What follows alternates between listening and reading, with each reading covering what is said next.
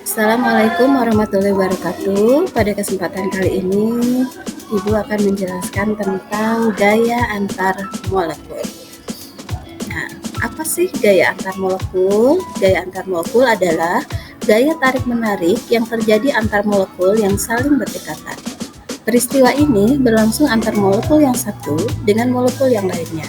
Oleh karena itu, gaya antar molekul berbeda dari ikatan kimia.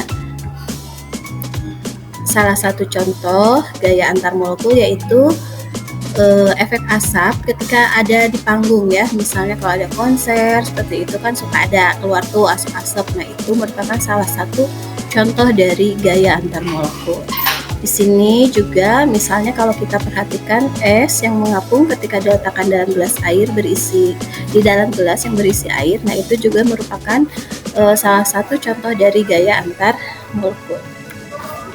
Jenis-jenis gaya antar molekul, di sini ada gaya London, ada gaya van der Waals, dan ikatan hidrogen. Gaya London ini merupakan tarikan yang lemah disebabkan oleh dipol imbasan, baik itu sekejap atau sesaat, yang kemudian terjadi tarikan antar elektron yang satu dengan elektron molekul yang lain. Nah, jadi kalau ini dapat dibayangkan sebagai akibat menggesernya posisi atau getaran atau vibrasi dari elektron dan inti-inti itu. Nah, suatu getaran dalam sebuah molekul ini mengimbas atau menginduksi suatu geseran elektron suatu molekul yang ada di sebelahnya. Jadi gaya London ini ya merupakan gaya tarikan antar elektron yang satu dengan inti molekul dari molekul yang lainnya, sehingga ada gaya tarikan walaupun di sini tarikannya lemah. Nah, sementara gaya van der Waals ini merupakan gaya tarik-menarik listrik yang relatif lemah dikarenakan kepolaran molekul yang permanen atau terinduksi. Jika kutubnya sama, maka tentu saja akan tolak-menolak. Dan apabila kutubnya berbeda, maka akan tarik-menarik. Sementara ikatan hidrogen ini adalah gaya tarik-menarik yang berlangsung antara atom hidrogen dalam suatu senyawa yang memiliki ikatan antara hidrogen dan atom nitrogen, oksigen, dan fluorin. Kita lihat satu persatu. Yang pertama ini gaya London tadi ya. Nah, ini di sini ada kepolaran ya, ada polarisasinya. Jadi polarisasi ini merupakan proses dalam menginduksi dipol sehingga disebut polarisasi ya. Dan apabila derajat letak elektron itu bisa diinduksi, maka disebut polarisabilitas. Nah, ini gaya London ini kalau dibandingkan dengan gaya van der Waals dia lebih lemah. Kenapa lemah? Karena dipol imbasannya itu sesaat yang terjadi akibat pergerakan elektron dalam suatu orbital tadi.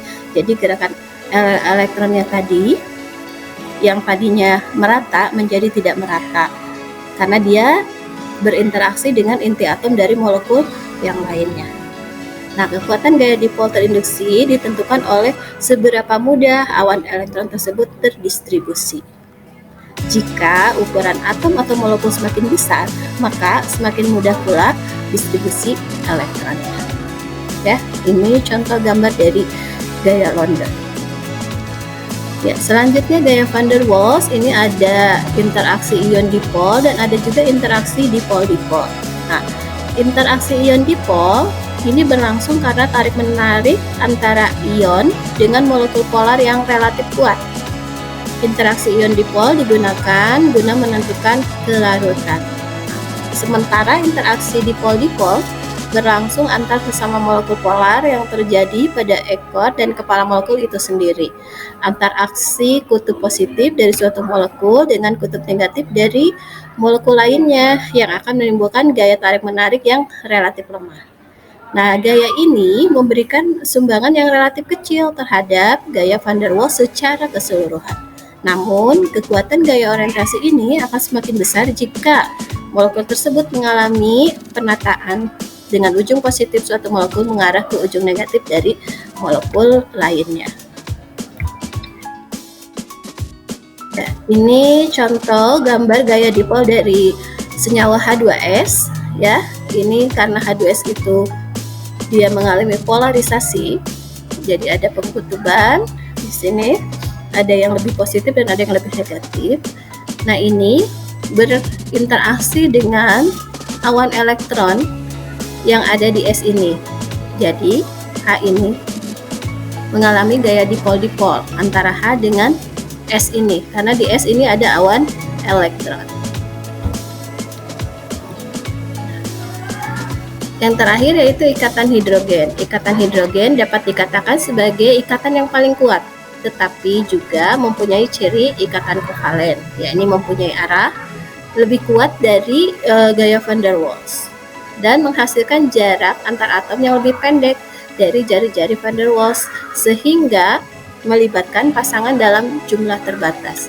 Ikatan hidrogen ini menyebabkan titik didih air menjadi tinggi. Selain itu, ikatan hidrogen berperan penting pada struktur polimer sintetik maupun alami.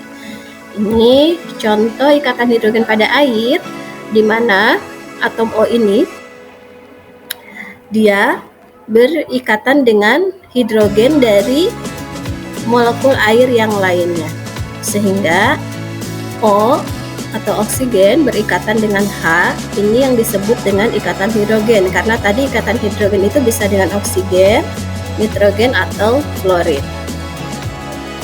Oke, sekian dulu untuk penjelasan kali ini. Apabila ada yang kurang dipahami, boleh ditulis di kolom komentar. Terima kasih. Assalamualaikum warahmatullahi wabarakatuh.